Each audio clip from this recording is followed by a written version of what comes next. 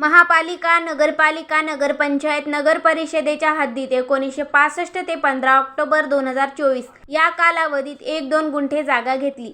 पण गुंठेवारीस परवानगी नसल्याने स्टॅम्पवर नोटरी करून जी जागा घेतली अशांना आता त्या गुंठ्याची खरेदी करून घेता येणार आहे. मात्र त्यासाठी संबंधित व्यक्तीस जागेच्या चालू मूल्यांकनानुसार स्टॅम्प ड्युटी आणि ज्यावेळी त्याने नोटरी केली तेव्हाच्या मुद्रांक शुल्कावर दरमहा 2% दंड अशी रक्कम भरावी लागणार आहे. शहराच्या गावठाण भागात राहायला जागा नसल्याने शहराच्या हद्दीतच 1-2 गुंठे जागा घेतली. पण गुंठेवारीला परवानगी नसल्याने त्या जागेची नोटरी केली. गुंठेवारीच्या परवानगीची वाट पाहत अनेकांनी त्या जागेवर पक्की घरे देखील बांधली. मात्र त्यांना ना प्रॉपर्टी कार्ड मिळाले ना जागेची अधिकृत मालकी मिळाली. त्यामुळे त्यांना बँकाकडून गृहकर्ज देखील घेता येत नव्हते. या पार्श्वभूमीवर महसूल विभागाने मोठा निर्णय घेतला आणि नोटरीवर जागा घेतलेल्यांना मोठा दिलासा दिला. दुसरीकडे अनेकांनी 20-25 वर्षापूर्वी काही गुंठे जागा घेऊन ठेवली.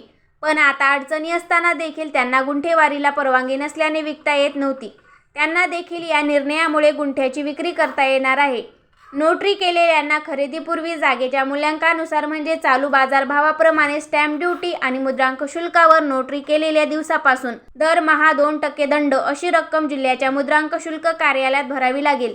त्यानंतर ती जागा मुद्रांकित होईल आणि मग त्याची खरेदी करता येणार आहे. तर पूर्वीच्या गुंठ्याची खरेदी अशी तर एखाद्याने पूर्वीच 2-4 गुंठे जागा खरेदी केली आहे पण त्याला गुंठेवारीस परवानगी नसल्याने विकता आली नाही.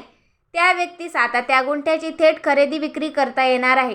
त्यासाठी त्या जागेचा 7/12 उतारा, 8 6 आणि जागेचा झोन नकाशा अशी कागदपत्रे द्यावी लागणार आहेत. दुय्यम निबंधक कार्यालयात जागेच्या मूल्यांकनाच्या प्रमाणात स्टॅम्प ड्युटी भरून गुंठ्याची विक्री करू शकतो. नोटरी केलेल्यांना करता येणार गुंठ्याची खरेदी.